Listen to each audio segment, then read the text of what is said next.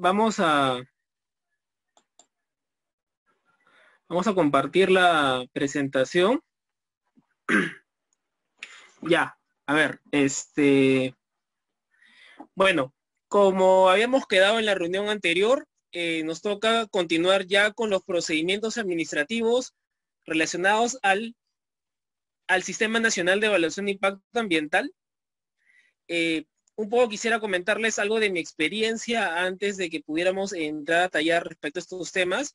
Yo laboré más de 5 años en el Servicio Nacional de Certificación Ambiental por las Inversiones Sostenibles, donde un primer momento vi temas relacionados al aspecto normativo y después fui responsable del componente legal de la evaluación de impacto ambiental de los proyectos de infraestructura en la actual Dirección de Evaluación Ambiental para Proyectos de Infraestructura, la DEIN.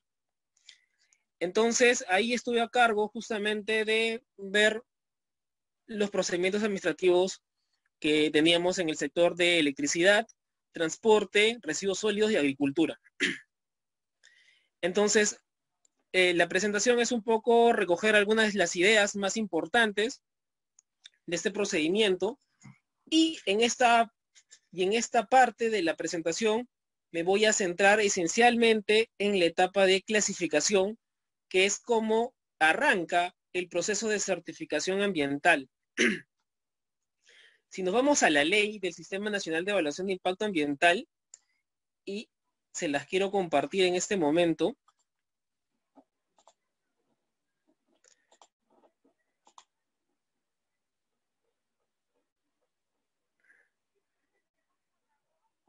Vamos a compartir esta vista.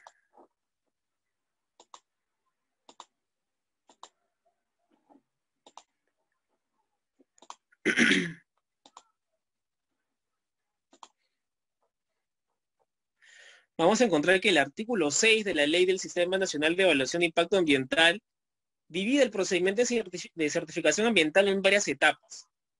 La primera etapa es la presentación de la solicitud. La segunda etapa es referida a la clasificación de la acción. La tercera etapa es la evaluación propiamente del instrumento de gestión ambiental. La cuarta etapa, la emisión de la resolución. Y la quinta etapa, el seguimiento y control, que está a cargo del OEFA, ¿no? De la fiscalización. Entonces vamos a ver que hay un gran proceso de certificación ambiental que no concluye bajo los términos de la ley con la emisión de la resolución o el acto administrativo que aprueba la certificación ambiental.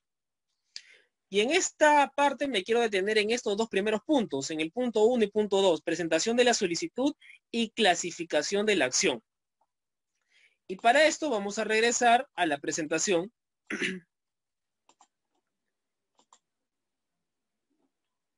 Y vamos a compartir la presentación.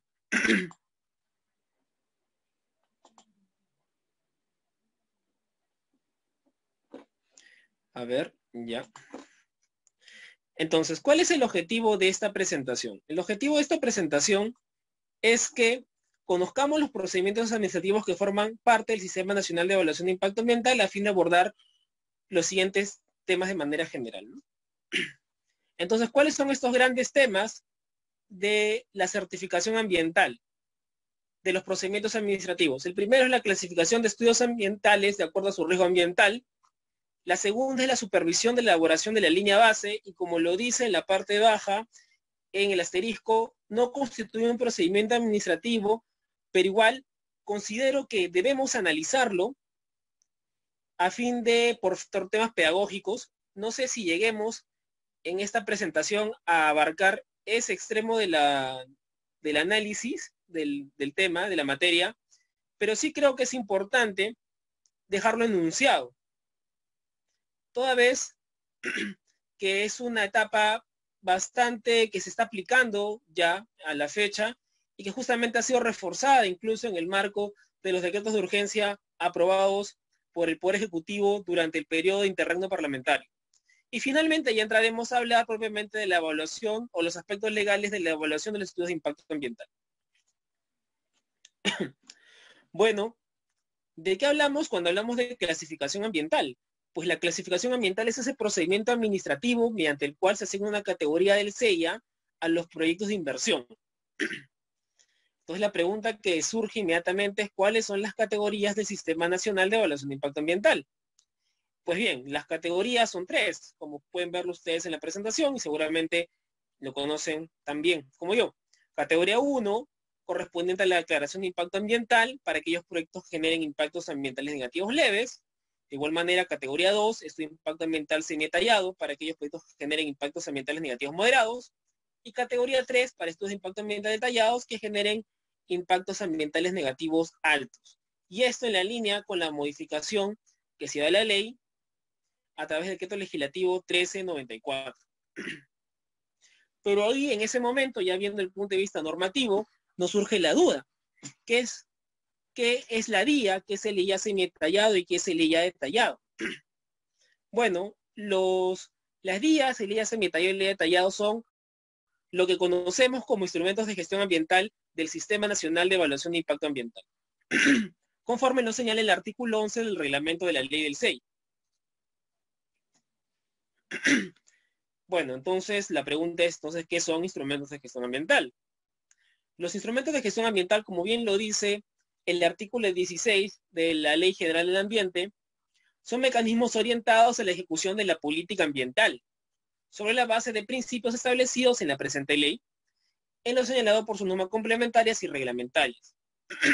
Constituyen medios operativos que son diseñados y normados y aplicados con carácter funcional o complementario para efectivizar el cumplimiento de la política nacional ambiental. Entonces, para empezar a analizar los instrumentos de gestión ambiental, tenemos que enfocarnos y conocer cuáles son los ejes de la política, los elementos de la política nacional ambiental relacionados a los instrumentos de gestión ambiental del Sistema Nacional de Evaluación de Impacto Ambiental. Entonces, entramos al tema de la política nacional del ambiente. Y ahí nos preguntamos, ¿cuál es la política, qué dice la política nacional del ambiente respecto a la evaluación de impacto ambiental? Y encontramos dos ejes de política. El eje política 1, que es referida a la conservación y aprovechamiento sostenible de los recursos naturales y la diversidad biológica, y específicamente en minería y energía, donde señala que se busca fomentar el uso de las tecnologías limpias para la actividad minera energética a fin de minimizar los riesgos e impactos ambientales. Y después tenemos el eje política 2, relacionado a la gestión integral de la calidad ambiental, específicamente en lo que es el control integrado de la contaminación, y que señala consolidar la implementación y articulación del Sistema Nacional de Evaluación de Impacto Ambiental y promover la aplicación de la evaluación ambiental estratégica. Entonces, ¿qué podríamos decir respecto a los instrumentos de gestión ambiental que justamente buscan esto? Si leemos el literal D del numeral 5 del eje política 1, podríamos hablar que acá de alguna forma está regulado el ITS, porque habla de minimizar riesgos a través del uso de tecnologías limpias, ¿no? Como pueden ser las mejoras tecnológicas vía los ITS. O el eje política 2 relaciona al control integrado de la contaminación y justamente cómo la articulación de los instrumentos de gestión ambiental, es decir, la evaluación de impacto ambiental propiamente dicha, busca garantizar que no se un control adecuado de la contaminación. En este caso, va en esa línea. Evidentemente no es tan claro con respecto a los objetivos que tiene la IA y lamentablemente la política nacional del ambiente no va más allá. Estos son los únicos dos ejes de política, de alguna forma están relacionados con los objetivos del sistema, pero vemos que de alguna forma están un poco enlazados a lo que encontramos ya para efectos prácticos de cómo entender la aplicación del Sistema Nacional de Evaluación de Impacto Ambiental. Bueno, dicho esto, ya entendiendo este marco de alguna manera conceptual, ya entremos al procedimiento de clasificación. Y ahí viene un poco la gran pregunta. ¿Cómo se define el riesgo ambiental de un proyecto? Y de acuerdo a lo que establece la ley, la definición del riesgo ambiental es sobre la base de los criterios de protección ambiental. Y acá vamos a encontrar que hay 8 criterios. El criterio 1, protección de la salud pública y de las personas. El criterio 2, protección de la calidad ambiental, específicamente los componentes del ambiente, agua, aire, suelo, y la incidencia sobre los mismos, a través del ruido, vibraciones, residuos o efluentes. El criterio 3, la protección de los recursos naturales, especialmente agua, bosque, suelo, flora y fauna. El criterio 4, de áreas protegidas. El 5, relacionado a la diversidad biológica. El 6, a los sistemas y estilos de vida de las comunidades. El 7, a la protección de los espacios urbanos. Y el criterio 8, relacionado al patrimonio arqueológico e histórico arquitectónico. Y acá me quisiera detener ni siquiera un momento en estos criterios, porque es importante que profundicemos en los mismos. ¿Y a qué me refiero con esto? Que cada uno de estos criterios tiene un análisis propio en el marco de desarrollo de lo establecido por el reglamento del Sistema Nacional de Evaluación de Impacto Ambiental. Y quisiera que nos enfoquemos un poco en ese aspecto. Para tal efecto, vamos a entrar al reglamento de la ley del SEIA y vamos a encontrar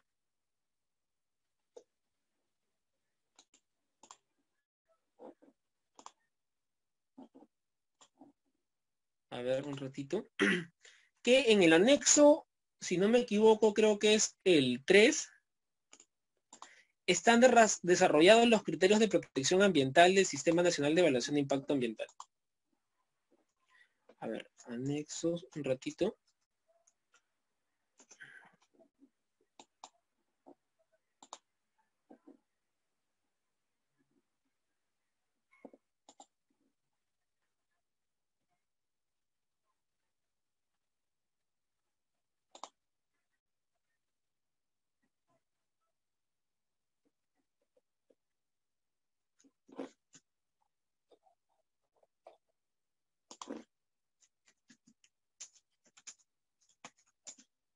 A ver, disculpen que antes estaba más a la mano, pero lamentablemente desapareció, no sé por qué.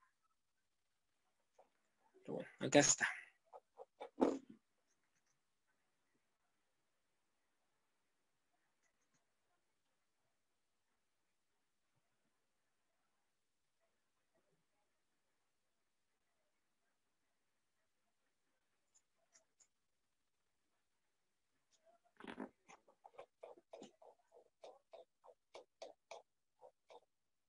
Ya. A ver, vamos a revisar.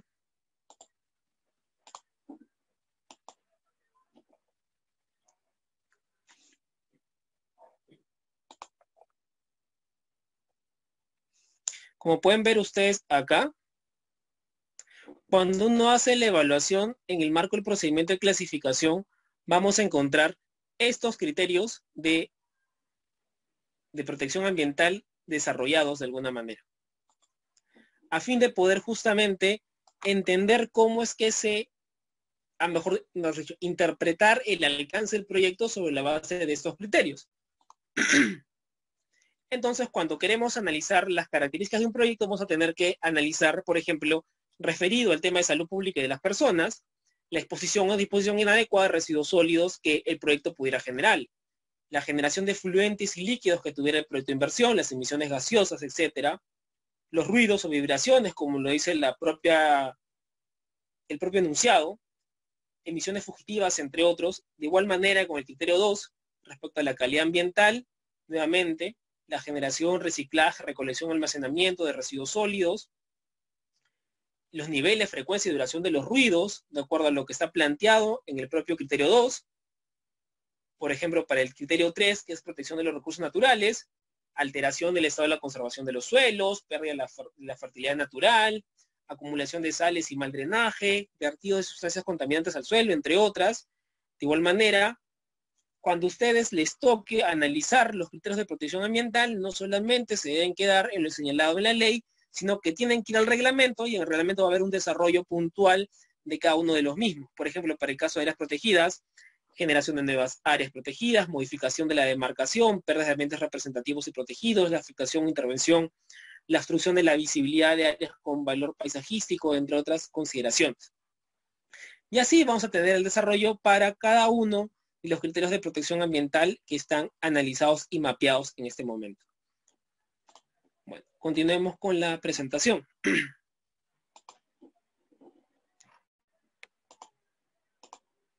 Ahora bien, dicho esto, a ver un ratito. A ver. Ya. Yo quisiera en este momento poder compartir con ustedes un caso práctico para que justamente pudiéramos ver cómo es que se da estas circunstancias en la realidad. Entonces les propongo que revisemos la línea de transmisión de 220 kV Moyobamba-Iquitos y sus estaciones asociadas, que se analizó en el marco del informe 163-2017 SENACE JDSA UPAS. Y para tal efecto, perdón, quisiera saber si les puedo compartir, antes había una opción acá de, perdón, a ver, Sí, ¿desea vamos a ver. compartir algún archivo Sí, en el chat?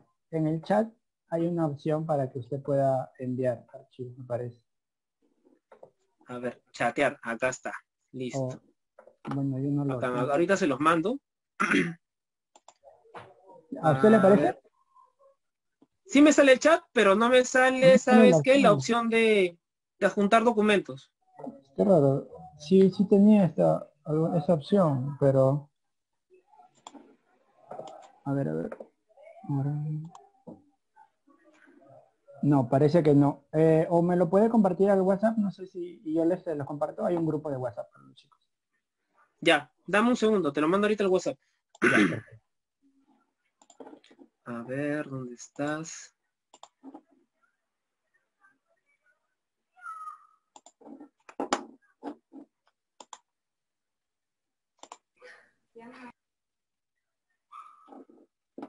Mm,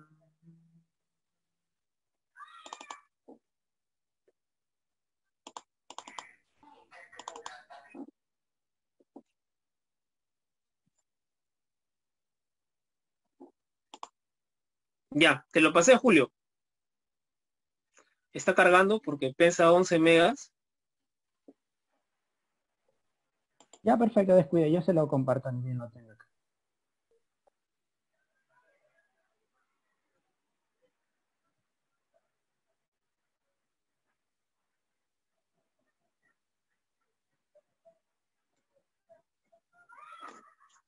Está bien lenteja.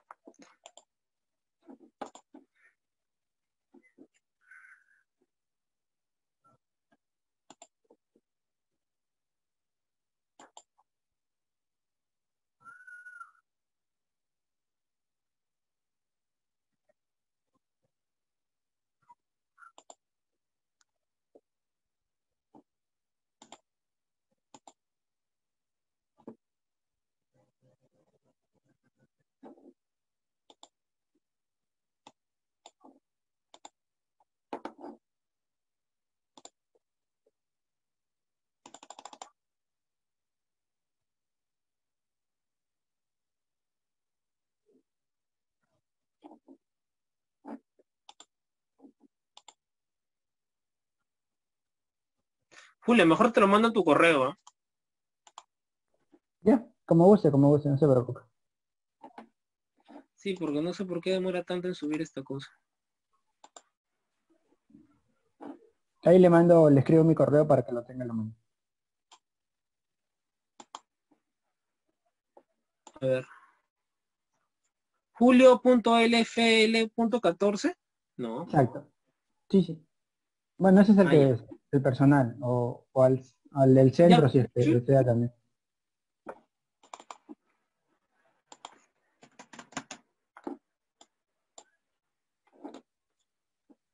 A ver.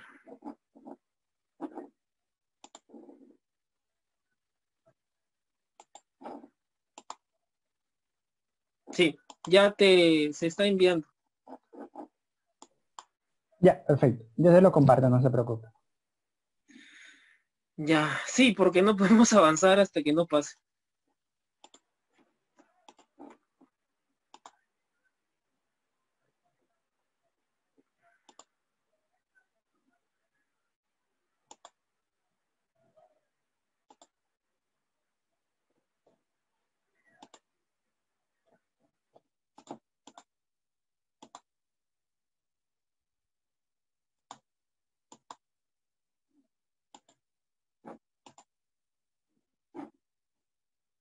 No, no llega.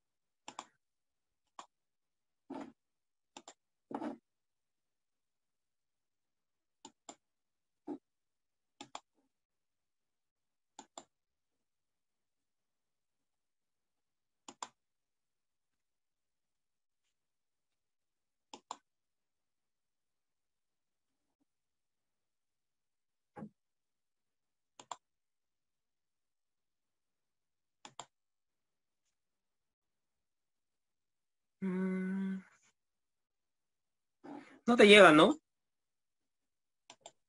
No, todavía no Sí, recibo el tenemos un link. problema, creo. Mm, mm. Exactamente lo que quisiera compartir es el reglamento, como se mencionó, o alguna... No, no, es el informe.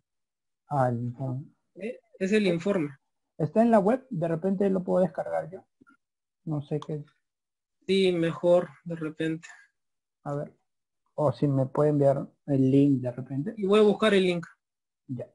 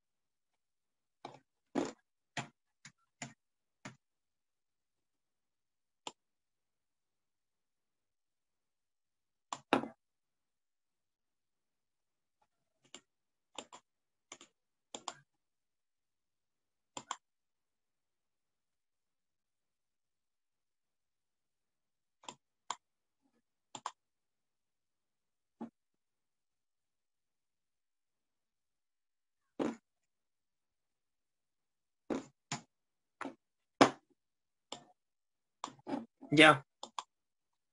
A ver.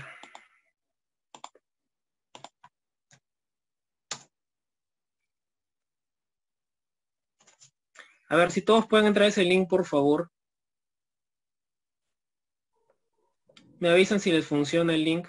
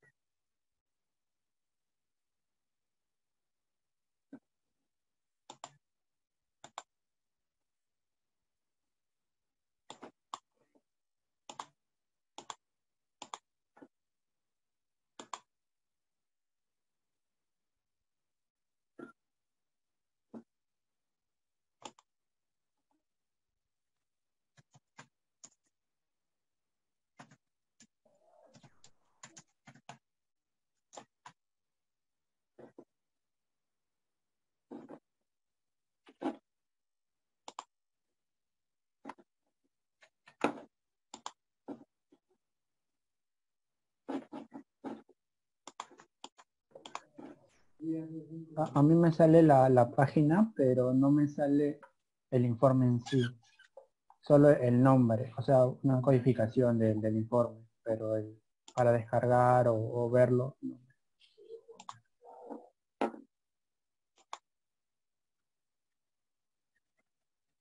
¿No?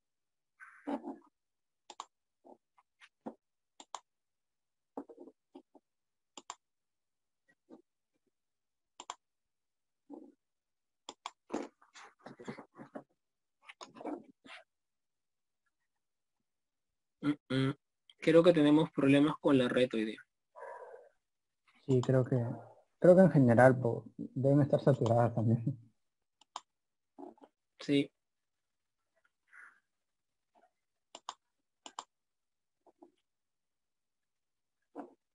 Mm,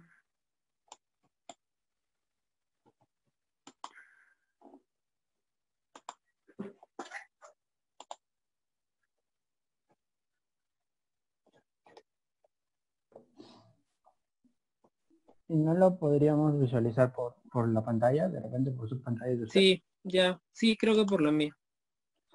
Bueno, no era la idea, pero bueno, ya. Ya. A ver, chicos, vamos a ver acá el informe que estas cosas me es rara, a veces sí sale acá.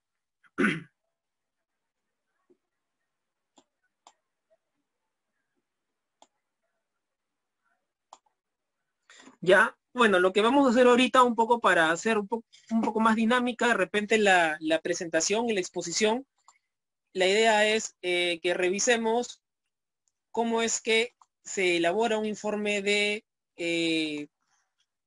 cómo es que se elabora un informe de clasificación y cuáles son las consideraciones técnicas y legales que hay en torno justamente al análisis que hace la autoridad ambiental competente, en este caso el SENACE. Quisiera hacer un paréntesis antes de entrar a este análisis normativo y comentarles a ustedes un aspecto importante. El SENACE se crea como una entidad, un organismo técnico especializado en el sector ambiente, responsable de la función de evaluar estudios de impacto ambiental detallados. Esa es la razón de ser del SENACE. Sin embargo, cuando se transfieren las funciones al SENACE se le asigna una función bastante particular referida a la clasificación de los estudios ambientales, justamente lo que hemos venido hablando hasta este momento. Entonces ahí SENACE tiene una particularidad, porque si bien es cierto, SENACE tiene como función central darle certificación ambiental a los productos de categoría 3, en el marco de la clasificación también se puede dar una certificación ambiental.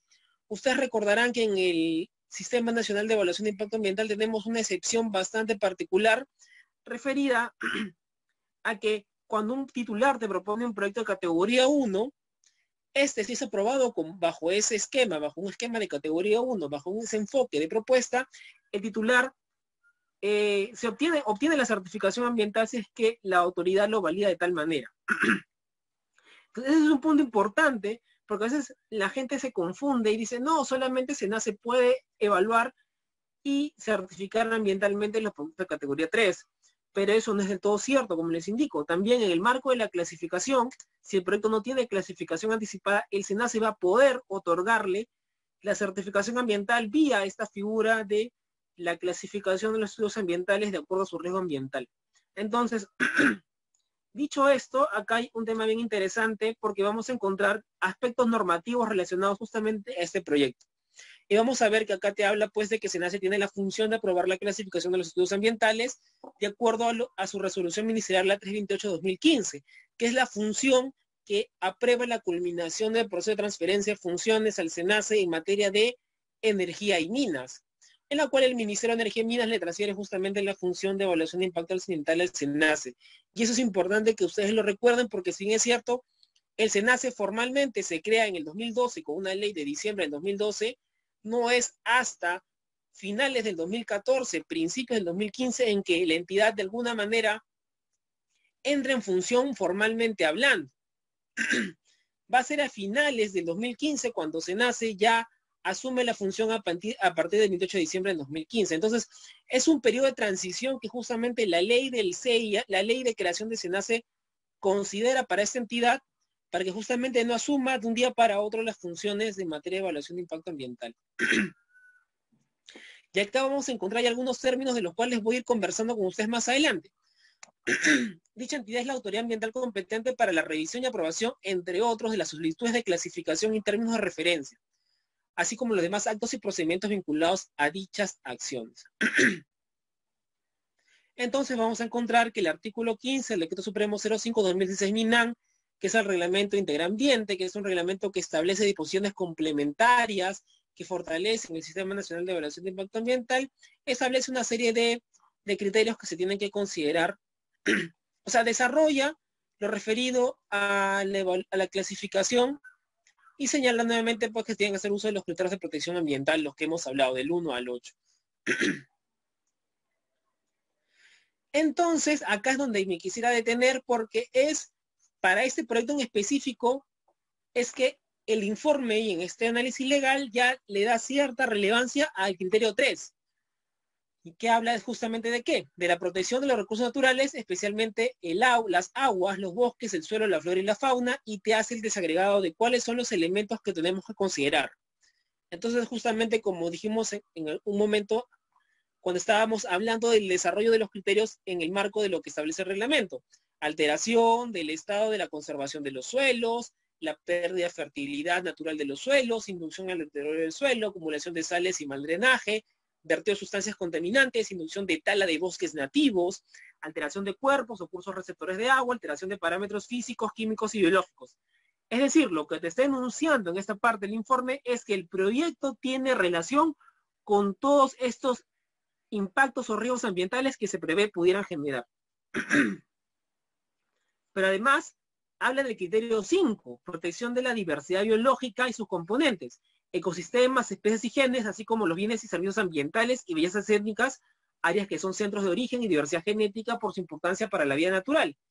Y no te habla de todo, sino hace incidencia en estos dos que podemos ver acá. Afectación de los ecosistemas, especies y genes, y alteración de las especies de flora y fauna vulnerables, raras en peligro de extinción no bien conocidas. Ojo, estamos hablando que la intervención física de este proyecto, esta línea de transmisión, Moyobamba-Iquitos, iba a tener un riesgo relacionado a estos componentes que definen el criterio de protección 5. Además, encontramos otros dos sumamente importantes relacionados al literal G y el literal H, que dice la presentación de algún efecto adverso sobre la vida, especialmente la endémica, es decir, endémica ustedes saben que es propia del lugar, y el reemplazo de especies endémicas o relictas, es decir, que se podrían afectar justamente a estas especies, ¿no? Reemplazarlas por otras, hacer que pierdan su hábitat. A través de los criterios de protección ambiental se mide el riesgo ambiental y se categoriza ambientalmente el proyecto de inversión, asignando la categoría correspondiente y se aprueban los términos de referencia específicos. Entonces, ya avanzando un poco en la materia, hay un punto que es relevante en este proyecto y por el cual me parece que es valioso que sea objeto de estudio y por eso es que justamente lo traje como caso práctico. Este proyecto en particular implicaba la intervención sobre un humedal de importancia internacional, un sitio Ramsar. Y esto ya lo dejaré como para tarea de parte de ustedes, para que justamente analicen o revisen lo que dice el Ministerio del Ambiente en su opinión técnica no favorable, o en su opinión técnica, podemos llegar a dejarlo así, porque no hay opinión favorable o desfavorable en estricto en esta etapa, sino en el análisis que hace la Dirección General de Diversidad Biológica respecto al impacto que tendría este proyecto sobre los humedales de importancia nacional, en este caso el sitio Ramsar. Acá justamente se hace el análisis de qué son,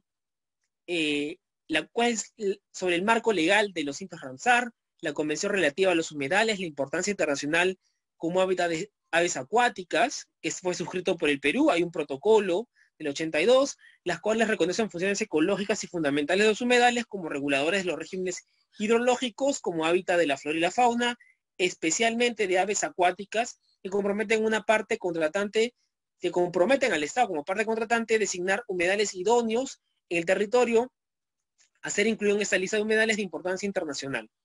Y además hacen referencia a un marco legal relevante para este tema de este tipo de ecosistemas, que es un ecosistema frágil, valga la redundancia. Toda vez que en ese marco de lo que dice el artículo 99 de la Ley General del Ambiente tienen que tener criterios de protección sumamente especiales. Entonces van a encontrar que el Ministerio del Ambiente en su informe señala lo siguiente: el sitio Ramsar, complejo de humedales del abanico del río Pastaza, posee alta biodiversidad, con ecosistemas íntegros y con poblaciones casi intactas de flora y fauna, que en su conjunto brindan un sustento de vida y relevancia económica para las poblaciones indígenas locales, por lo que amerita salvaguardar sus atributos. Es decir, en esta etapa de clasificación, y justamente ese es el aspecto más relevante, trascendente, valioso del modelo de la clasificación de estudios ambientales, es que se puede identificar en esta etapa cuáles son aquellos ecosistemas o aquellos espacios del ambiente que deben ser protegidos, que justamente tienen que cautelarse y que definen las características del proyecto. En este caso, en particular, el humedal del abanico del río Pastaza, tal como lo detalla el informe del Ministerio del Ambiente, específicamente la Dirección General de Diversidad Biológica. El sistema hidrológico del sitio Ramsar Complejo Humedales del Abanico del Pastaza se vería seriamente afectado ante la eventual construcción del trazo del proyecto en los términos propuestos. ¿Qué te está diciendo, en otras palabras, el Ministerio del Ambiente? Que la línea propuesta en el marco de la descripción del proyecto no debería pasar por ese humedal. Y esto nos trae a colación algo muy interesante. Recordarán ustedes que en la sesión anterior conversamos acerca de cuáles eran las determinantes ambientales que llevaban a analizar si el Sistema Nacional de Evaluación de Impacto Ambiental estaba pensado como un esquema para promover proyectos de inversión, más no para objetar su ejecución, es decir, para desaprobarlos o rechazarlos.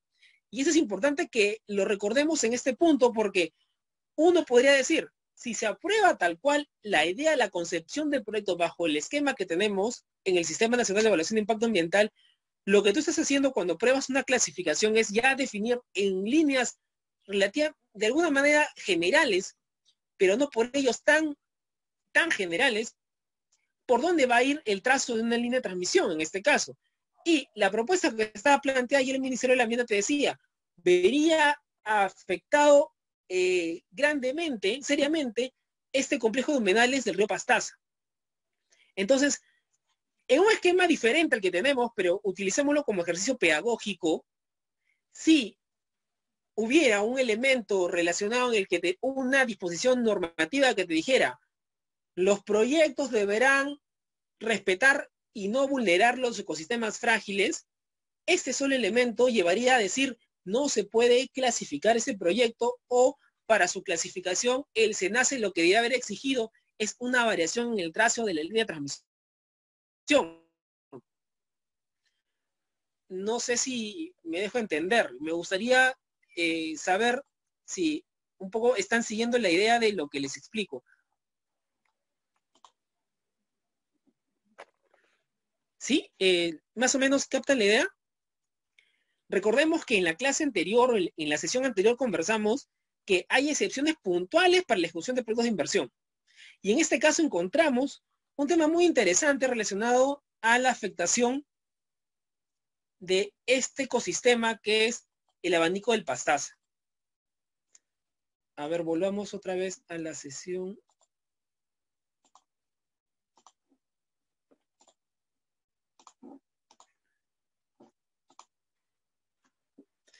Entonces, finalmente,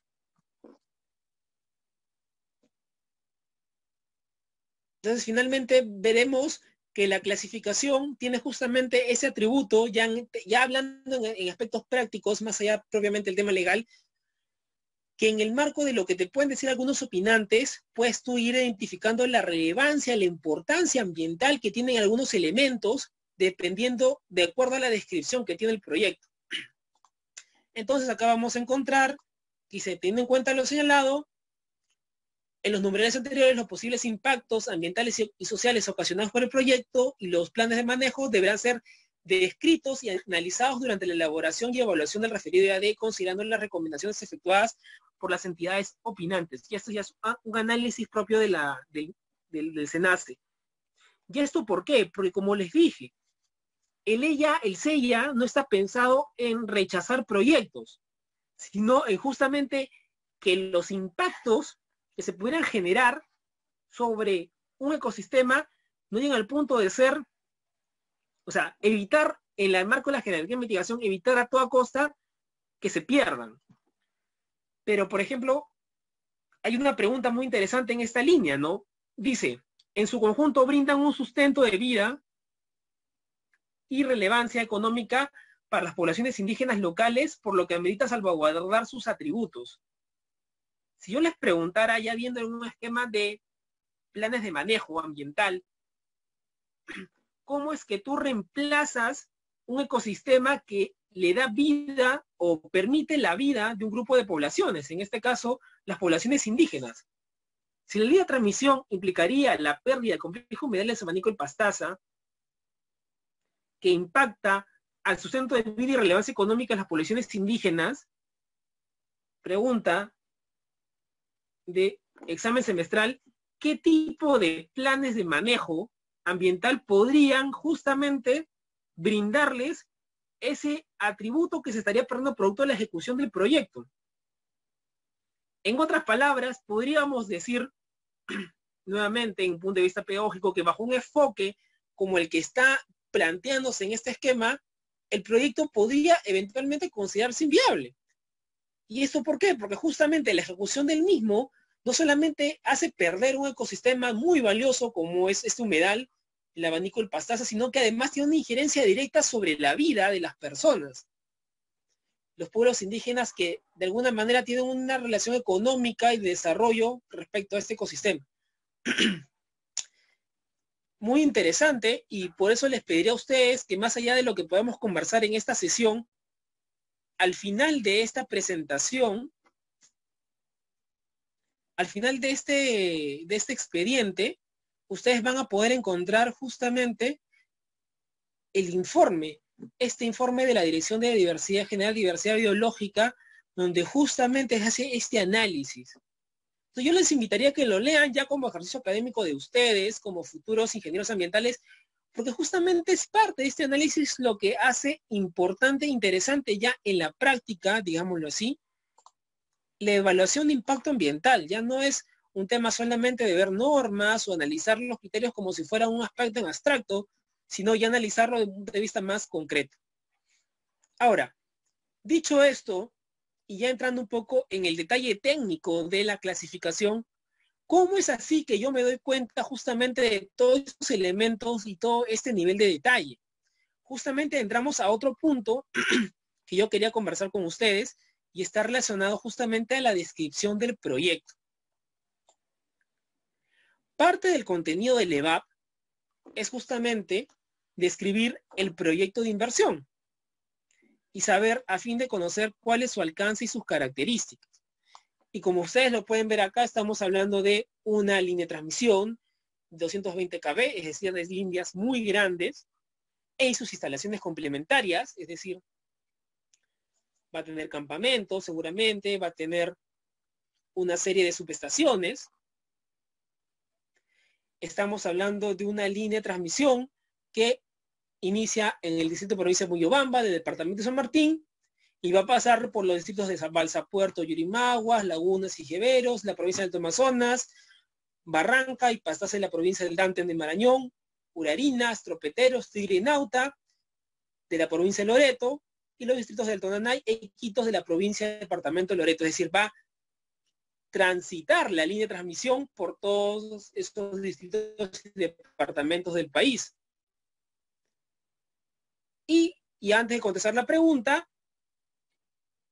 veamos lo interesante de la descripción. Estamos hablando de una línea de aproximadamente 587 kilómetros de dimensión, con ancho de franja de servidumbre de 25 metros. Entonces estamos hablando de una línea bastante grande, multirregional, y que pues justamente por sus características y envergaduras tiene justamente este nivel de impacto. Vamos a la pregunta y Eric Seras dice, buenas noches, una pregunta, ¿qué pasaría si las poblaciones mencionan que no les importa un humedal y que solo les trae molestias, como los mosquitos? El enfoque primero sería concientizar a la gente para abordar la gestión adecuada junto a la población, o cómo se iniciaría el proceso de la gestión de tal área. Bueno, Eric, en realidad esa pregunta no te la podrías tú formular hasta que iniciaras lo que es el levantamiento de información de la línea de base social. Recuerda que para la información el nivel de información que uno presenta a nivel de la clasificación anticipada está sujeta básicamente a lo que nosotros conocemos como información secundaria, que es información de fuentes referenciales. Pueden haber efectivamente estudios de campo, puede haber información recogida de otros instrumentos de gestión ambiental o de otras entidades públicas, o de estudios que pueden hacer universidades o centros de investigación, no necesariamente para el proyecto, pero sí en el marco del ámbito donde se desarrollaría el proyecto, y en ese punto tú podrías hacer un análisis y justamente definir ciertos alcances tanto ambientales como sociales. El supuesto de que tú planteas no se podría dar en la realidad porque para el nivel de clasificación no lo encontramos así. Lo más probable es, para el caso, para más o menos ligándole un poco a tu pregunta, es que se sepa ya por otros estudios de que ese abanico del pastazo es importante para las poblaciones indígenas de la zona. No necesariamente lo han hecho de repente las personas que han propuesto esta línea de transmisión, pero de repente sí lo ha hecho el gobierno regional de Loreto o del gobierno regional competente, lo ha hecho de repente un proyecto universitario, de repente de investigación, de repente alguna organización indígena. Entonces ya se sabe por otros estudios que ese abanico de plazas es importante para los pueblos indígenas. Probablemente se pudiera dar el supuesto que durante el levantamiento de información de la línea base se diga, oye, mira, si pues la gente dice, ¿sabes qué? No me gusta el abanico, en realidad ya no vivimos de él, ya no hay una relación intrínseca económica con él, entonces bajo ese esquema y bajo ese supuesto sustentado en el instrumento de gestión ambiental, uno haría el traslape a la medida de manejo que te está pidiendo justamente el informe en el marco ya de lo que establece el TDR. Porque ¿qué es lo que te diría ya hablando desde el punto de vista más o menos abstracto y conceptual? Si acá lo que te dice la norma es, mejor dicho, no te dice la norma, lo que te dice el informe es, los posibles impactos ambientales y sociales ocasionados por el proyecto y los planes de manejo deberán ser descritos y analizados durante la elaboración y evaluación de la IAD, considerando las recomendaciones efectuadas en las entidades opinantes. Una entidad opinante te ha dicho que este ecosistema complejo, humedales, abanico del río Pastaza, brindan un sustento de vida y relevancia económica a las poblaciones indígenas. Pero tú, en el marco del supuesto que nos planteaste tu pregunta, nos dices, pero la gente dice que ya no vive, ya no tiene una relación de sustento de vida y relevancia económica con respecto a ese ecosistema frágil. Pues bien, tú tendrías que presentar los estudios sociales que has hecho para justamente sustentar que ya no deberías tú elaborar un plan de gestión social o un plan de desarrollo social donde se brinde algún tipo de alternativa de manejo ambiental y social que permita, en el caso de que se persista con realizar ese proyecto afectando este ecosistema, brindar un sustento de vida y relevancia económica a las poblaciones indígenas. Ese es el único supuesto en el que se podría más o menos, yo veo, plantear el caso que tú, que se pudiera dar la pregunta que tú planteas. Como te digo, en esa etapa de clasificación sería muy difícil que nos encontremos en una circunstancia de esas características. No sé si eso respondió a tu pregunta, espero que sí. Pero volviendo un poco al tema, lo que quisiera mostrarles en este informe es que a lo largo del informe, valga la redundancia, se ve justamente describiendo las características del proyecto. Por ejemplo, acá tenemos justamente los vértices que conforman la línea de transmisión, es decir, dónde estarían ubicadas las torres. Y justamente acá vamos a encontrar una serie de detalles que son importantes para definir los impactos que podría generar el proyecto. Acá vamos a seguir viendo los vértices. Vamos a encontrar que además el proyecto no solamente tiene una línea de transmisión de 220, sino también una de 60, que se incluye un sistema de compensación reactiva, serie paralela, a instalarse en la subestación Belaún de Trompeteros, así como un enlace 60 KB en la subestación Manacaniri y la subestación Santa Rosa existente. Ello probablemente porque van a brindar algún servicio o quieren tener algún sistema de respaldo. Y así vamos a seguir encontrando las características técnicas de la línea de transmisión. Y este punto es importante y yo lo quisiera destacar porque cuando ustedes en algún momento, como ya profesionales de una consultora, les toque hacer un EVAP para justamente obtener la clasificación del estudio ambiental que desarrollen, es muy importante que consideren todos los detalles técnicos de la línea de transmisión, ¿no? Y acá tenemos un ejemplo, ¿no? La capacidad de la transmisión, los niveles de tensión, la longitud de la línea, número de circuitos, tipo de estructuras, que son denominaciones técnicas, pero que es muy importante porque justamente permiten perfilar y dimensionar las características del proyecto justamente con la finalidad de definir adecuadamente cuál sería la categoría que le corresponde, ¿no? Seguimos aquí avanzando. Vamos a encontrar que siguen detallándose las estructuras que tendrá el proyecto. Encontramos detalles respecto a las subestaciones, la ampliación que van a ver de las existentes.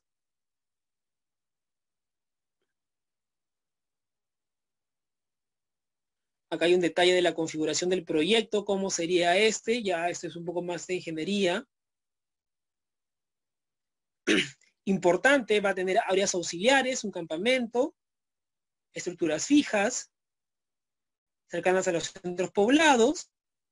Entonces, todos estos componentes son importantes tenerlos mapeados porque justamente van a permitir definir cuál va a ser la interacción que tendrá el proyecto muchas veces con la población de la zona.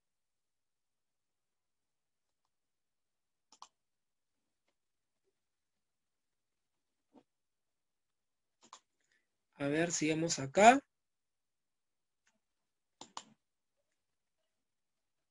Por ejemplo, acá hay un comentario interesante. Los campamentos se ubicarán a lo largo de la línea de transmisión, de tal manera que aporten un soporte logístico, contarán con los siguientes componentes: almacén, depósito de agregados, almacén de combustibles, cemento, áreas de mantenimientos y gestión de residuos. Esto es muy importante que esté detallado porque justamente permite definir, por ejemplo, cuántas personas va a tener el campamento en la etapa más alta de la etapa constructiva.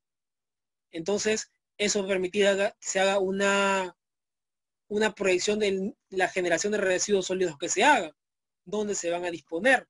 Recuerden que todos estos elementos son importantes porque han sido detallados como parte de los criterios de protección ambiental que se tienen que tener en cuenta justamente para definir la categoría del proyecto.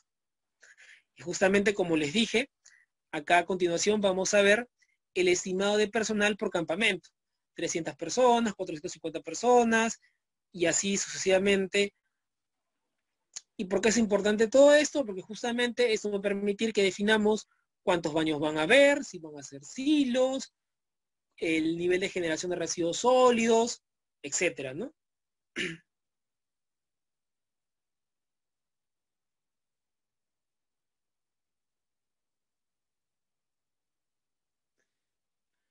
También es importante que se defina a nivel del EVAP los impactos o las actividades que van a haber por cada etapa.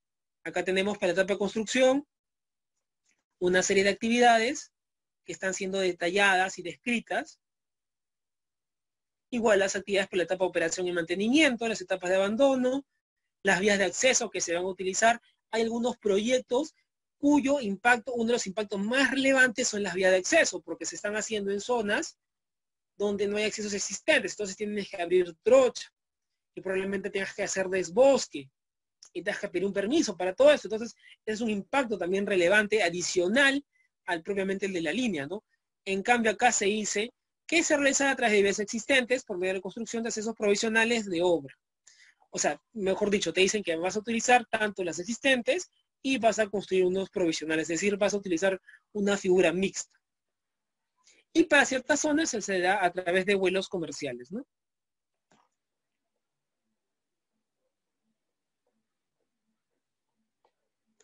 Un tiempo de construcción de aproximadamente 15 meses, una primera etapa, y después una etapa de 19 meses, ¿no? Para todo lo que es el montaje. Y acá podemos ver quiénes opinaron, quiénes fueron opinantes técnicos. Acá encontramos a CERFOR, obviamente es un proyecto en la selva, al MINAN a través de la Dirección de Diversidad Biológica, al Ministerio de Cultura, efectivamente, también por los pueblos indígenas vinculados al proyecto, como no va a estar la Autoridad Nacional del Agua. En el Instituto de Investigaciones Amazónicas del Perú, el IAP, hay una pregunta. Ah, no, era la pregunta que Derek, perdona. La DICAPI, seguramente porque se va a usar infraestructura del río para justamente mover de repente alguno de los componentes del proyecto. El Ministerio de la Producción, justamente, porque seguramente va a haber intervención en cuerpos de agua, donde hay recursos hidrobiológicos. La participación ciudadana de la que ya conversamos. algo que es importante relatar y resaltar, que a nivel de clasificación, la participación ciudadana básicamente se centra en aspectos de difusión del EVAP, para que las personas que tengan a bien puedan emitir sus comentarios.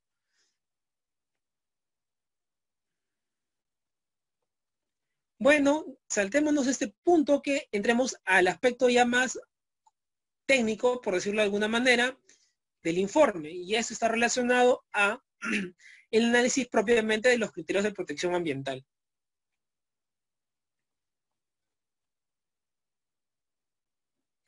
Y acá podemos encontrar pues justamente el análisis que se hace por criterio de protección ambiental. Por ejemplo, para el criterio 1, protección de la salud pública de las personas, se hace una descripción, ¿no? Justamente de qué es lo que generaría el proyecto, ¿no? Emisiones de gases y partículas, vibraciones y radiaciones que afectan a la salud de las personas, residuos domésticos y domiciliarios, un riesgo de proliferación de patógenos y vectores sanitarios como consecuencia de la presencia de la fuerza laboral. Hacen una valoración de todos estos y se considera que a nivel de criterio 1 el impacto es moderado. Una cosa que quisiera decirles antes de continuar con el análisis de los criterios de protección ambiental, y que es algo que es valioso e importante que ustedes entiendan, es que no es un análisis aritmético. ¿A qué me refiero? Que, supongamos, yo tengo 8 criterios de protección ambiental. Por ponerlo, supongamos que tengo un proyecto que de alguna manera ya se marca en 5, digamos así, 5 criterios de protección ambiental. Y tengo un solo criterio que es alto. Y el resto de criterios son moderados. Entonces, depende de cuán relevante es ese tipo de impacto alto para el criterio,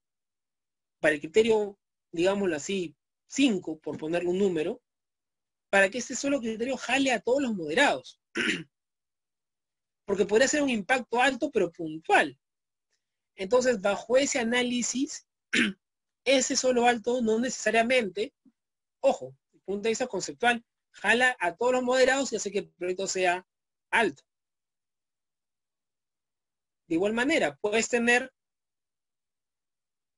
2 leves y un moderado, y porque tengas un moderado, no necesariamente ese proyecto tiene que ser una vía, es decir, una categoría 1. O sea, basta un moderado para que todo el proyecto sea categoría 2, no necesariamente. O puedes tener 3 leves y 2 moderados, y eso no quiere decir que como tienes más leves, el proyecto es categoría 1, y los 2 moderados, se quedan en el aire, y ya pues, no es un tema aritmético, y eso es algo que es importante que ustedes lo tengan presente. O sea, no tengo más leves y por lo tanto es día. O tengo un solo alto y por lo tanto es categoría 3. El análisis o este análisis de criterios de protección ambiental no es un análisis aritmético. No es que al final sumemos y que si supera tal numerito ya es categoría 3, es categoría 2 o categoría 1. Es la relevancia que tenga ese criterio de acuerdo a las características que pueda tener el proyecto. Y eso se refleja desde el punto de vista normativo de una manera muy interesante. Hay un artículo en el reglamento de la ley del CEIA, y quisiera compartirlo con ustedes antes de seguir con este análisis. A ver, vamos a ver el artículo. Acá está el artículo.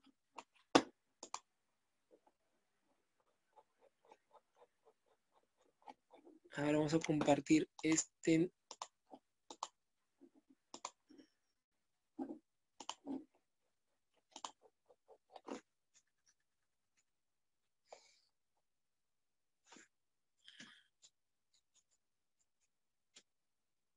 El artículo 38 del reglamento de la ley del CEIA. Dice: proceso de reasentamiento, desplazamiento, reubicación de poblaciones. Los proyectos de inversión que impliquen reasentamientos, desplazamientos o reubicación de poblaciones serán clasificados obligatoriamente como categoría 3. Y miren la importancia de que se haya determinado esto. Esto te podría decir que, por ejemplo, tenemos un proyecto que podría considerarse que de repente es leve en casi todos los demás criterios de protección ambiental, pero justamente en el criterio, si mal no me equivoco, es el 6,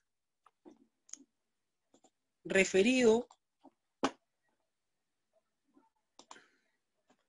a la protección de sistemas y estilos de vida de las comunidades campesinas y nativas y pueblos indígenas, que podríamos considerar que es el que más relación guarda justamente con este proceso de resentamiento involuntario, y podríamos decir que justamente solamente por afectar este criterio 6, ya todo el proyecto es categoría 3. Es decir, se considera que genera impactos ambientales negativos altos.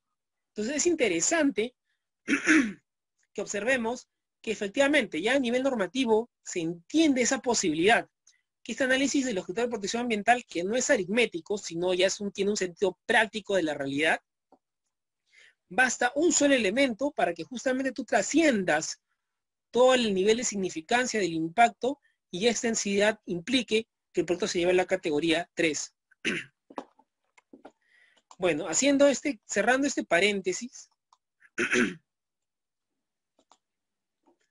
volvamos al análisis, a la revisión del informe.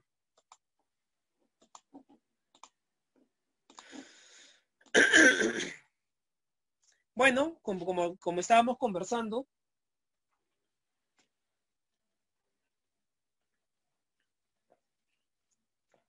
perdón muchachos, pero me estoy quedando sin voz. Ahora sí. Sigamos. Bueno, tenemos el criterio 2. ¿Qué nos dice el criterio 2? Ya lo vieron por ahí de repente. Protección de la calidad ambiental, tanto aire, agua, suelo, incidencia que puedan producir el ruido y la vibración de los residuos sólidos y líquidos y efluentes. Acá vamos a ver ya el análisis técnico que hace el equipo evaluador. Dice, el manejo de residuos sólidos será sanitaria y ambientalmente adecuado para prevenir los impactos negativos y asegurar la protección de la salud. Considerando la gestión de residuos, la minimización, reutilización y reciclaje. Entonces, se podría decir que en temas de residuos sólidos, este proyecto está relativamente manejado o controlado. Por su parte, para el tema de calidad del aire, va a haber un incremento en el material particulado y gases durante la etapa de construcción para la implementación y ejecución de obras. Por una incorrecta gestión de fluentes industriales y domésticos puede producirse una alteración alta, es decir, el riesgo es alto. Para la calidad del agua es el incremento de sedimento producto de la instalación de estructuras y construcción de accesos, lo cual requiere quitar cobertura vegetal, el desbosque del que estábamos conversando. Talar bosques nativos que protegen y amortiguan el suelo de agentes erosivos, justamente uno de los principales factores para perder la calidad del suelo, para perder formaciones boscosas en la selva. Este es un riesgo alto, evidentemente. Generar un incremento de nivel sonoro y vibraciones por la perforación del túnel y el carril de transporte de material. Otro riesgo alto, dado que en la selva no hay ese tipo de nivel de intervención sonora. Generación de campos electromagnéticos por la operación de líneas de distribución alrededor de los conductores también. Y no se prevé la ocurrencia de riesgos de proliferación de patógenos o vectores, es decir, para el tema de salud. Entonces, el análisis de este criterio 2 no han calificado como significativo o alto. De igual manera, para el tema del criterio 3, que es el de protección de bosques de recursos naturales, alteración del estado de la conservación de los suelos, pérdida de la fertilidad natural, acumulación de sales, inducción de tala, alteración de los parámetros físicos, modificación de los cauces y sus actuales del agua. Por ejemplo, acá el criterio 4 no aplica, porque no hay áreas protegidas en el marco de este proyecto, y eso es interesante que lo tengamos también presente. No todos los criterios de protección ambiental van a necesariamente aplicar a mi proyecto. En este caso no hay NPs dentro del área de influencia del proyecto, área de estudio, en el área de concepción del proyecto, entonces simplemente el criterio 4 no aplica. El criterio 5, referido a la protección de la diversidad biológica, como lo hemos conversado ya por lo que señala la Dirección General de Diversidad Biológica del MINAM, pues hay un impacto definitivamente significativo. ¿Qué dice acá en buena cuenta? Va a afectarse ecosistemas y especies, la oferta natural de bienes y servicios ambientales, la belleza escénica, alteración de especies de flora y fauna vulnerables, introducción de especies de flora y fauna exóticas, la pérdida de especies endémicas o relictas, la alteración y fragmentación de ecosistemas frágiles, vulnerables y únicos, como el humedal, el abanico y pastaza, ¿no? que ya hemos ido conversando respecto a lo que dice el Ministerio del Ambiente. Otro significativo, justamente en línea con lo que decía el Ministerio del Ambiente, la protección de los estilos de vida de las comunidades, se cumplen casi todos los criterios de desarrollo que tiene el criterio 6. Nuevamente encontramos acá un carácter significativo. Para el ámbito urbano efectivamente es leve, porque el proyecto no implica una intervención de área urbana. Y para el criterio de protección 8 también es nuevamente leve. ¿Por qué? Porque no hay restos arqueológicos dentro del ámbito de influencia del proyecto.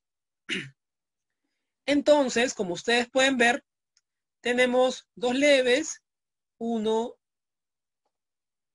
2, 3, 4, 4 impactos significativos, 1 moderado, y finalmente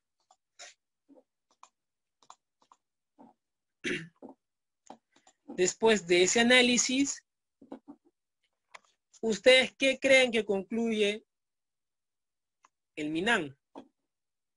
Pregunta de examen de admisión. A ver, ¿qué me dicen?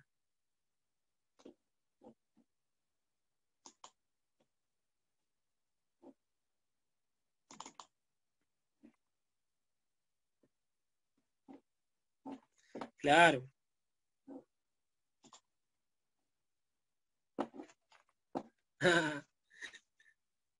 Ya no es examen parcial, será, ¿no? Ahora ya son los parciales aquí en la universidad. Pues chicos, sí, efectivamente, el Ministerio del Ambiente, después del análisis de las características del proyecto, concluyen que estamos ante un proyecto de categoría 3.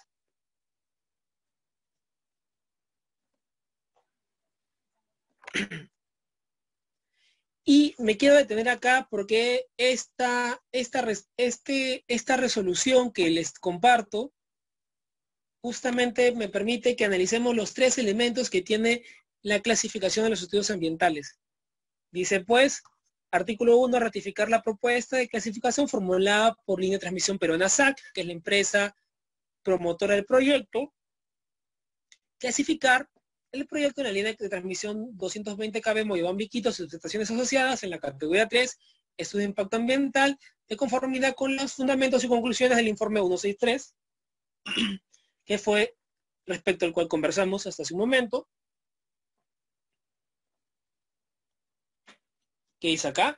La clasificación, el artículo 2, no constituye el otorgamiento de la certificación ambiental.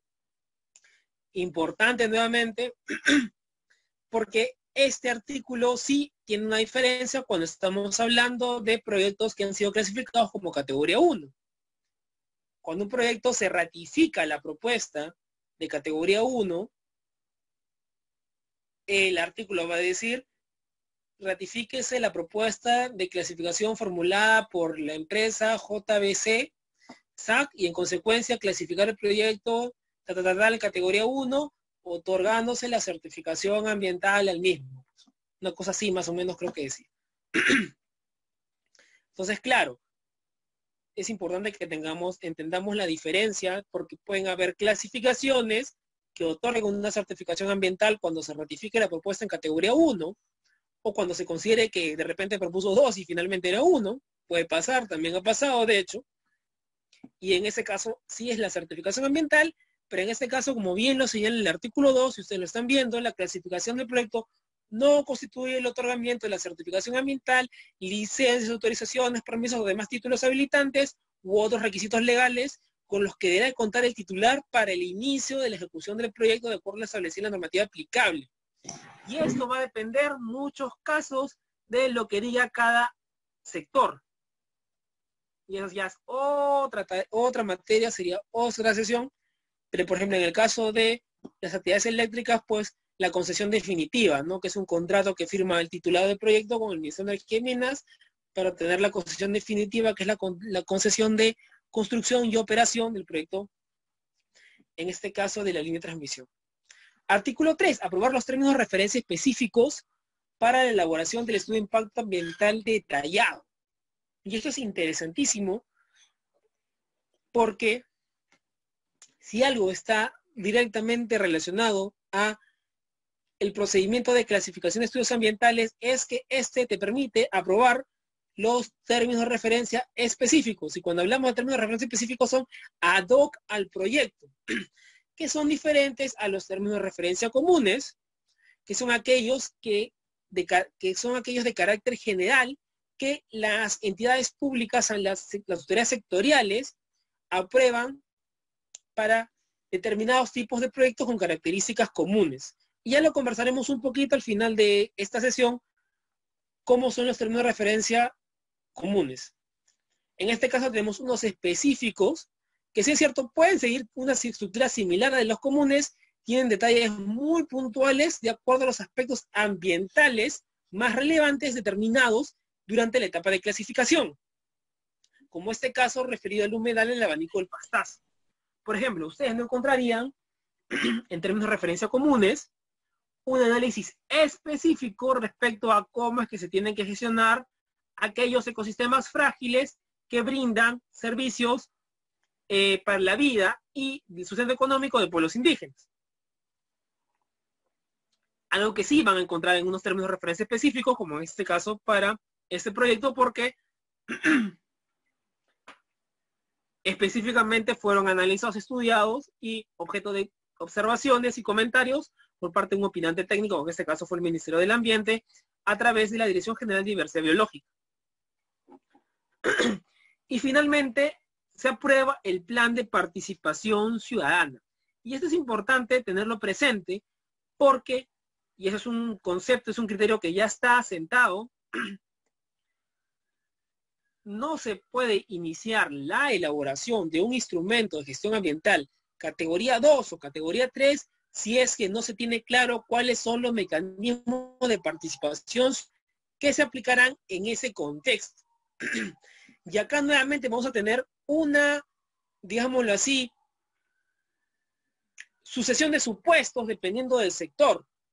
Minería tiene una regulación específica, hidrocarburos tiene una regulación particular, electricidad tiene una regulación también muy puntual, transporte, por ejemplo, que era el sector bajo el cual yo me regía esencialmente en mi época de SENACE, no tiene regulación, por ejemplo, en materia de participación ciudadana.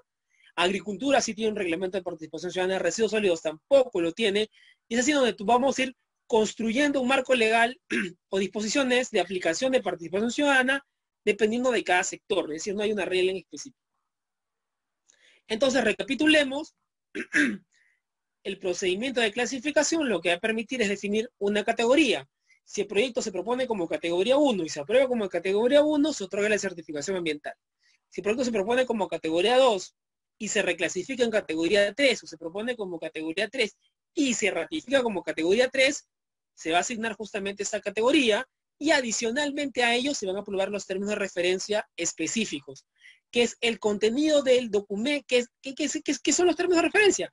Son el índice del instrumento de gestión ambiental que justamente tú tienes que revisar y tener claro para elaborarlo. Y adicionalmente se aprueba un plan de participación ciudadana. Y antes de finalizar lo referido al término de referencia específico, quisiera yo compartir con ustedes un detalle muy importante, porque una de las preguntas que siempre nos hacían los consultores es cuando justamente iban a iniciar la elaboración de su EVAP o de su clasificación, ya, doctor, ingeniero, ¿cómo es que hago mis términos de referencia? ¿Bajo qué criterios me guío? Y bueno, en el caso de electricidad es, digámoslo así, bastante particular, porque el sector eléctrico tiene términos de referencia comunes para determinadas actividades. Líneas de transmisión, centrales hidroeléctricas y centrales... Y una más, ¿qué son centrales? Hay otras centrales, no recuerdo. Son 3. Línea de transmisión, centrales eléctricas y la tercera que justo se me acaba el nombre. Entonces nosotros lo que le decíamos es, oiga, mire, ¿saben qué? Tú tienes términos de referencia comunes que puedes aplicar referencialmente en este caso y tomarlos como referencia. Ah, ¿puedo copiar y pegar? Sí, puedes copiar y pegar. Para, ¿y esto por qué? Porque electricidad no tenía clasificación anticipada en este momento. Es importante que ustedes tengan presente que actualmente el sector eléctrico sí cuenta con clasificación anticipada la cual ya está aprobada. Entonces, esta clasificación anticipada en el sector eléctrico justamente ya evita que los titulares de proyectos de inversión en ciertas circunstancias pasen por este proceso que es justamente el proceso de clasificación, porque te puedes ir a la clasificación anticipada aprobada en el reglamento sectorial. Pero hagamos el ejercicio, retrocedamos un poco en el tiempo y encontrémonos acá. Supongamos que no estamos en el sector eléctrico y viene un administrado y te dice, señor, soy un titular de un proyecto de residuos sólidos y no sé cómo hacer mi EVAP. Yo quiero que mi producto sea categoría 2, señores de SENACE. Y no estoy en la clasificación anticipada que tiene residuos sólidos, soy un proyecto, no soy municipal y considero que es un proyecto de revalorización de residuos eléctricos y electrónicos. Bueno, entonces, ¿cuál es mi marco legal? Yo no lo voy a mandar a utilizar los TRs comunes del sector eléctrico, obviamente, porque no tienen nada que ver. ¿Dónde están esas pautas, esos términos de referencia que puede utilizar, por ejemplo, este administrado? Y quisiera compartir justamente con ustedes dónde los podríamos encontrar. Para tal efecto, nos podemos ir al anexo justamente 3 y 4 del Decreto Supremo 019-2019 MINAM. Y acá vamos a quiero compartir justamente con ustedes este documento.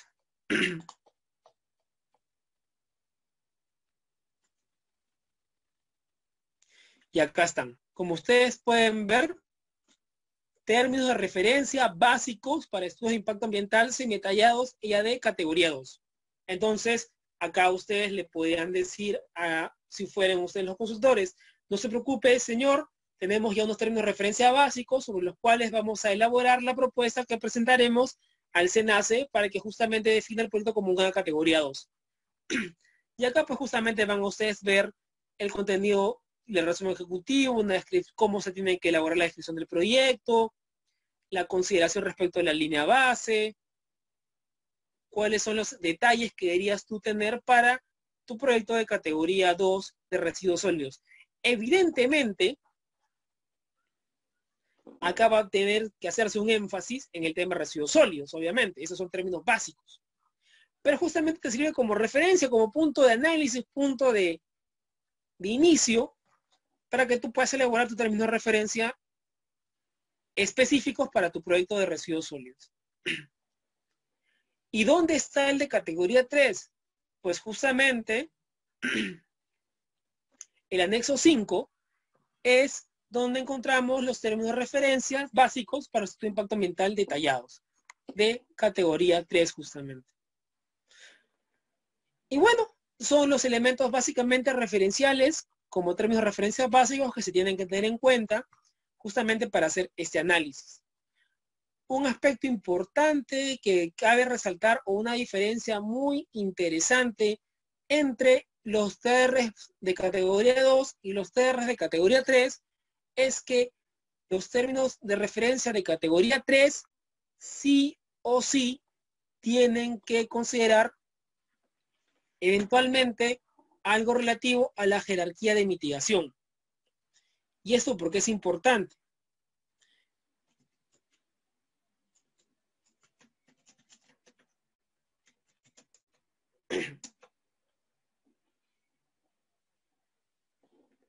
Y esto porque es importante, señores, es muy importante porque justamente en el marco de los esquemas de compensación ambiental que tiene el Ministerio del Ambiente, justamente son los productos de categoría 3 los que generan, los que conllevan un análisis en ese sentido, ¿no?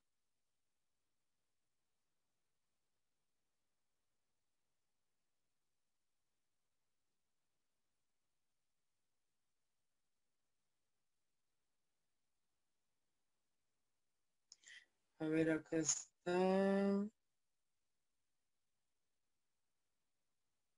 Acá está.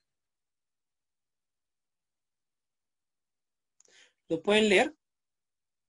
definir la formulación y elaboración del plan de compensación ambiental, los estudios de impacto ambiental detallados, en los casos que sea aplicable dentro del marco del Sistema Nacional de Evaluación de Impacto Ambiental. Es decir, si su proyecto de inversión de categoría 3 podría tener algún impacto que merezca ser compensado, tienen que justamente guiarse por este documento,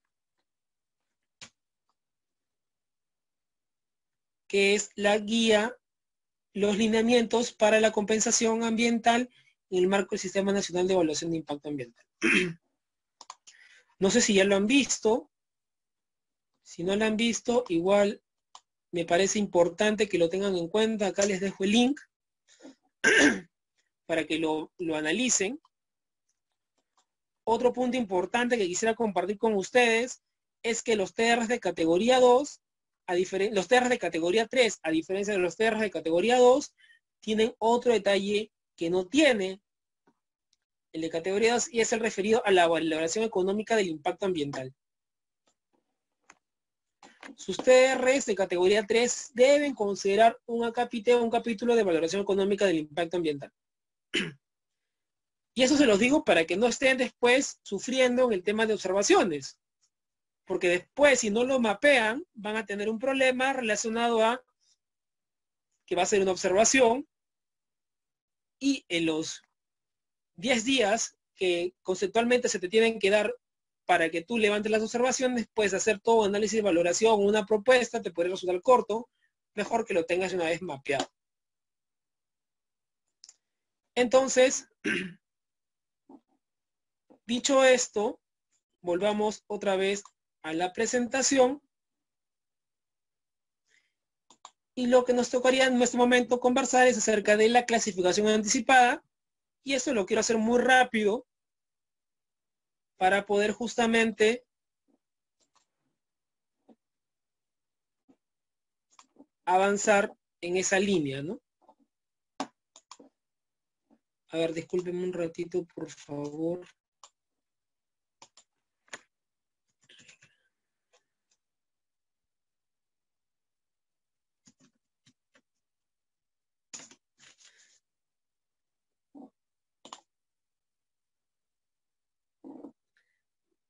Para poder justamente analizar esto de la clasificación anticipada, y me comprometo a profundizar más adelante respecto a este punto,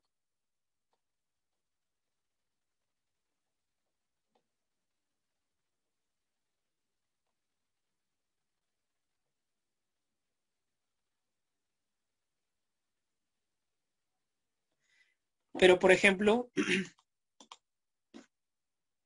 acá ustedes pueden ver, y no sé si se ve bien porque yo no lo veo, se ve un poco pequeño, pero justamente encontramos que está la otra opción en el marco del proceso de clasificación. Es decir, y creo que mejor nos vamos a la ley.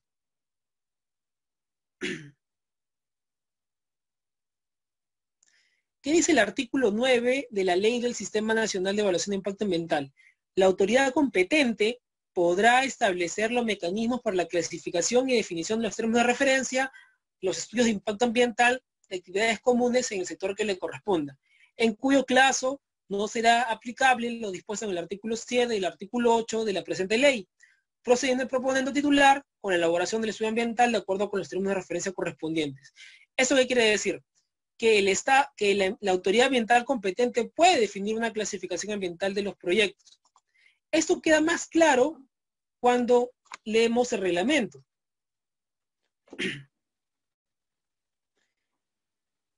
El artículo 39, no sé si los pueden leer bien, dice: las autoridades competentes podrán emitir normas para clasificar anticipadamente proyectos de inversión y aprobar términos de referencia para proyectos que presenten características comunes o similares de acuerdo con lo dispuesto en el artículo 9, justamente que leímos hace un momento. Entonces, en el marco de este contexto legal, es que el Reglamento de Protección Ambiental de Actividades Eléctricas estableció una clasificación anticipada. Eso se aprobó el año pasado, por si acaso. O sea, no es aplicable al ejemplo que dimos en su momento, porque el ejemplo es del 2017, pero sí nos sirve para justamente ejemplificar ya en el presente cómo es que funciona la clasificación anticipada. Ahora bien, la clasificación anticipada en buena cuenta lo que te dice es, ok, definamos cuáles son las características de un proyecto de inversión y cuál sería el estudio de impacto ambiental que le correspondería, o el estudio ambiental que le correspondería. Entonces acá decimos, por ejemplo, una central hidroeléctrica con estructuras de regulación, presas, barrajes, módulo fijo u otros que generan un embalse, cuya ubicación geográfica se encuentre en la categoría A. ¿Cuál es la categoría A? Vamos a leer la categoría A. Para aquellos proyectos que cumplan con las siguientes condiciones. Ubicados en ANP, áreas de conservación regional, ecosistemas frágiles, aprobados por CERFOR, de acuerdo a lo establecido en la ley 29763, sitios Ramsar, etcétera, que es categoría 3, ella D. Vamos a nuestro caso, por ejemplo, nuestra línea de transmisión.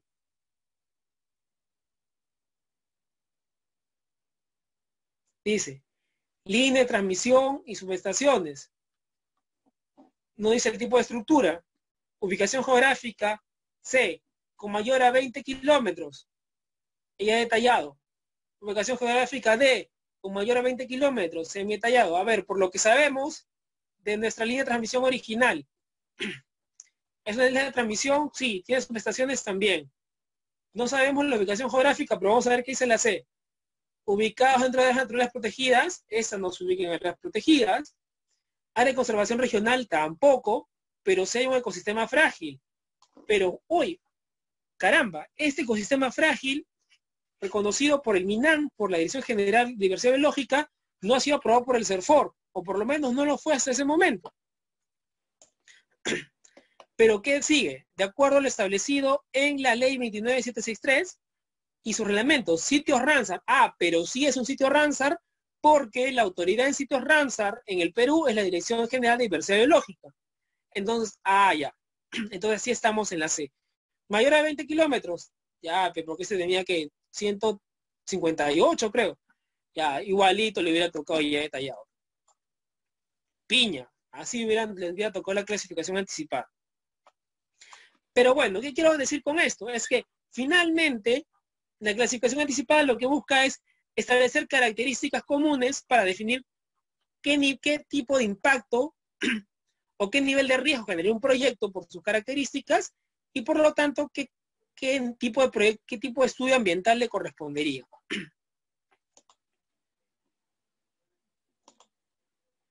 Como yo sé que a ustedes les gusta el tema minero, porque me lo han dicho, por ahí me han chismeado, que les encanta el tema minero, acá vamos a conversar justamente de los términos de referencia comunes de proyectos mineros.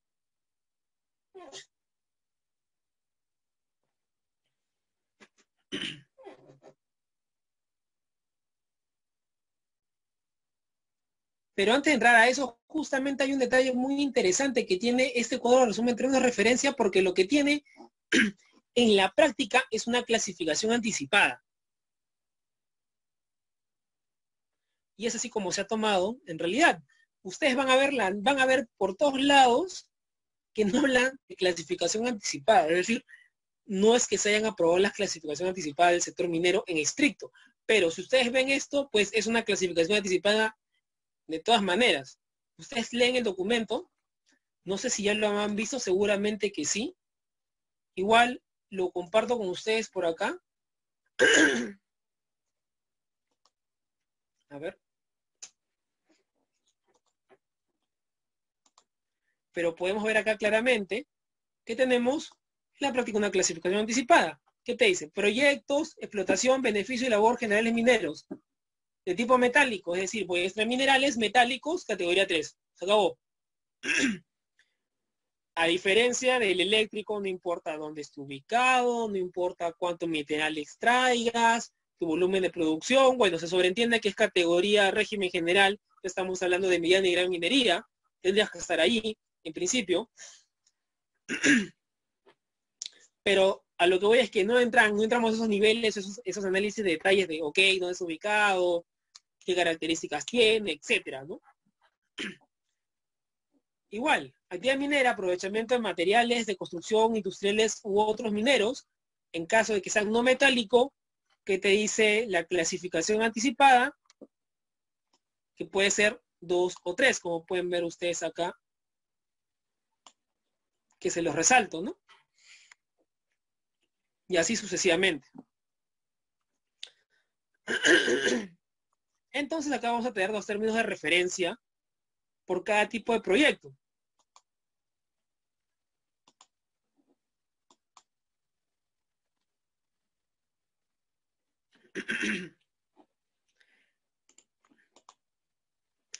Entonces, un poco en la línea de lo que hemos ido conversando, lo que se aprueba en este caso, para hablar ya de la clasificación anticipada, es que, como hemos visto en el caso anterior, tenemos un proyecto que es categoría 3, porque es metálico.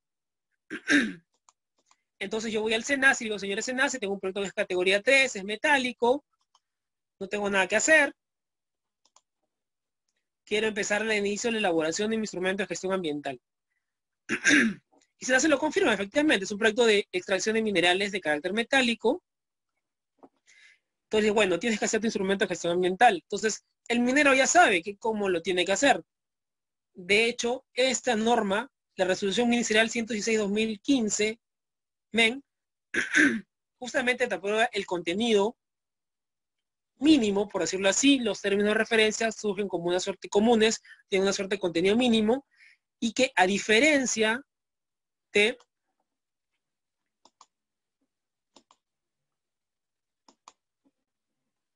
perdón,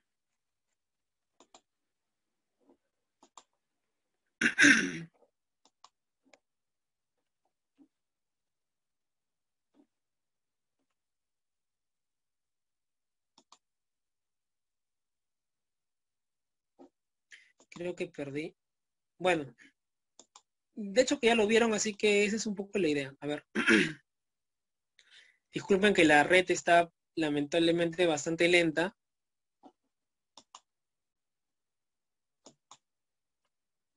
A ver, un ratito.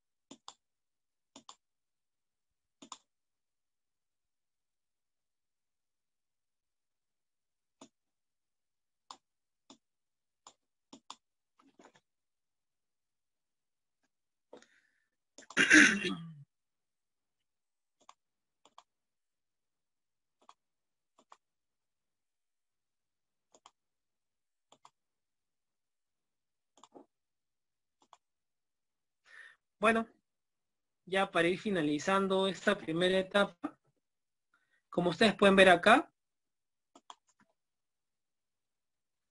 por ejemplo, ustedes pueden ver acá, el resumen ejecutivo para el sector minero tiene todo este detalle, y si ustedes lo comparan con lo que te dice la norma del MINAN para proyectos de categoría 3, verán acá pues un parrafito en el básico, pero pues en el minero pues tienen, como ustedes pueden ver, un desagregado mucho más detallado, atendiendo justamente al nivel de precisión que se tiene que tener para este proyecto. Igual, descripción del proyecto, acá pueden ver antecedentes, marco legal, generalidades, derechos de concesiones mineras, procesos existentes, propiedad superficial, ANPs, objeto, etcétera, ¿no? En cambio, pues, para la descripción del proyecto acá tenemos en 2 paginitas, como ustedes pueden ver acá.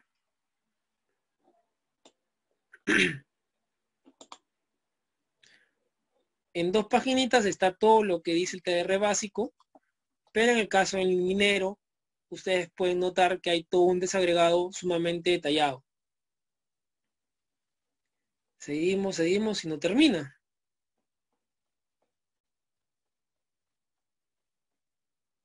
Y eso solamente es descripción de proyecto. K, están en la K, L. Entonces, ¿a qué quiero llegar con esto? Que justamente en esta evolución del marco normativo relacionado a la clasificación anticipada es que se van a ir definiendo estas características. Cuando yo tengo una clasificación anticipada, yo cierro esta etapa con la clasificación, yo cierro esta etapa en el sentido de que no hago el procedimiento de clasificación, no me tengo que aprobar, no tengo que presentar un EVAP, no tengo que presentar unos términos de referencia comunes, específicos, no tengo que aprobar un PPC en este contexto, y voy a regirme por mi clasificación anticipada, me voy a guiar por mis términos de referencia comunes y voy a utilizar este contexto normativo justamente para avanzar mucho más rápido en lo que es el proceso de inicio de la elaboración del instrumento de gestión ambiental, que es justamente la finalidad de todo esto. La finalidad del proceso de clasificación es establecer las líneas generales sobre las cuales los titulares de los proyectos de inversión van a iniciar el desarrollo hacia la elaboración del instrumento de gestión ambiental, que justamente será la siguiente etapa de nuestra próxima charla. Ya son 8:15, creo que hemos estado 1 hora y media más o menos. Nada, les agradezco su atención. Los invito a seguir dialogando, conversando con esos temas. Comentarles que pues estoy a su disposición para cualquier tipo de preguntas o consultas que puedan ustedes tener. Muchísimas gracias. Muchas gracias, Magíster. En todo caso, chicos, si es que tienen alguna consulta, la podemos hacer de manera rápida. Yo quería preguntarle, Magíster, aprovechando que los chicos están escribiendo, menciona que hay algunos sectores, o bueno, particularmente la electricidad, que ya tiene su clasificación anticipada. Esto, como usted dice, facilita en cierta parte lo que es se dinamiza, ¿no? Se dinamiza este proceso y todo eso. Pero mi pregunta iba de repente, ¿no hay ninguna forma de que se pueda modificar esto? O sea, yo sustente que mi proyecto, o sea, según la clasificación anticipada, dice que es categoría 3, ella detallado. Pero yo considero que no va a ser mucho impacto y todas cosas. Por más que yo haga, por ejemplo, metálico, en el caso de mineros, por ejemplo, y sea directamente 3, yo considero que sea 2, o sea, mediante fundamentos técnicos y todo eso. ¿No hay manera de revocar esa decisión? Ya, eso depende de cada sector. Por ejemplo, en el sector hidrocarburos sí se puede. En el sector hidrocarburos, de hecho, su reglamento de protección ambiental contempla la posibilidad de que el titular del proyecto de inversión, a pesar de que esté considerado con la clasificación anticipada como una categoría 3 o 2, pueda sustentar de que está en una categoría menor y plantee su proceso de clasificación, pero para ir por una categoría menor y justificar que efectivamente está en ese supuesto que tú señalas. Transporte también concibe esa posibilidad. Si es cierto, hay una clasificación anticipada donde hay ciertos productos en categoría 2 o 3, se señala que si el titular considera que por las características de su proyecto se puede plantear una categoría, ellos pueden proponer una categoría menor, sí, se puede hacer, plantear una categoría menor y justamente quedará, en este caso, en el SENACE, si es que ya se transfirió la competencia, al SENACE para que se defina que efectivamente pues la categoría es un menor. Claro, te juegas un riesgo, pero podría darse eventualmente ese supuesto. En hidrocarburos y en transporte estoy seguro de que es probable. Los reglamentos sectoriales lo han considerado. Te mentiría si te diría que en electricidad lo contempla, tendría que revisar la norma.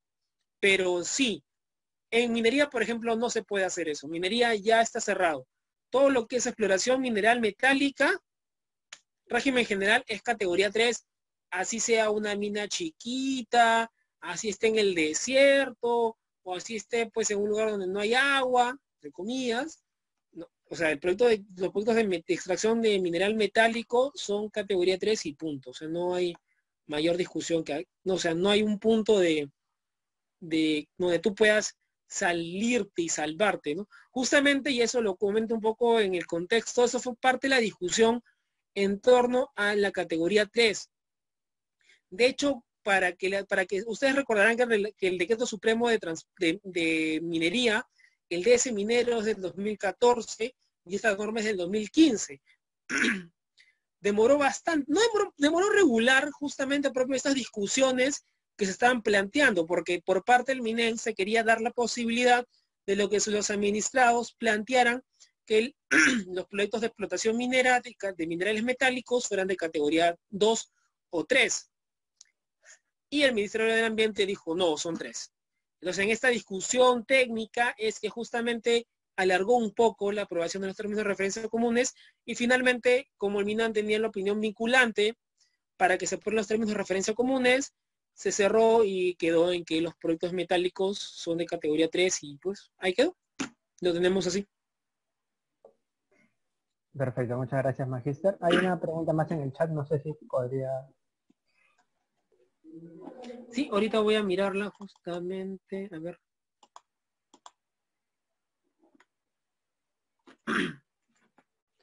¿Hay clasificación anticipada para la DIA? Ya, esa es una pregunta interesante porque lo que pasa es que cuando tú haces la clasificación anticipada puedes considerar que algunos proyectos sean DIA. Y acá me permites, Eric, volver un poco a lo que conversamos hace un momento cuando estábamos viendo la norma de electricidad.